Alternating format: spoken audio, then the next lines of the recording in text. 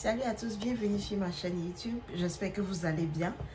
Alors aujourd'hui, je voulais parler avec vous pour répondre à une question qui a été posée et qui revient.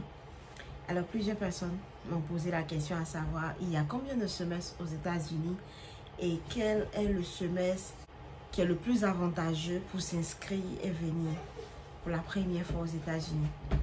Alors pour répondre à cette question, je réponds qu'il y a 3 semestres aux États-Unis. Alors, sur les 3 semestres, vous avez seulement 2 semestres pendant lesquels vous êtes demandé, vous êtes obligé de vous inscrire. Et l'autre semestre qui est celui du summer, qui est entre mai et juillet, vous n'êtes pas obligé, mais vous pouvez, il est facultatif. Alors, pour répondre à la question, il y a 3 semestres, dont 2 obligatoires pour tout étudiant international, s'il veut garder son statut de régularité, bien sûr. Et l'autre semestre qui n'est pas obligatoire, mais vous pouvez toujours prendre des cours de façon volontaire.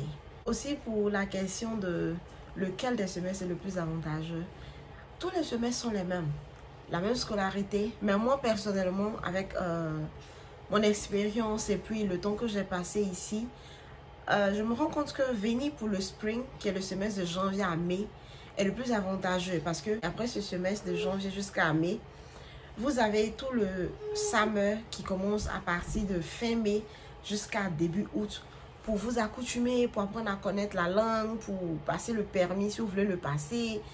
En tout cas, pour vous installer et vous sentir véritablement prêt avant de commencer les cours du semestre suivant.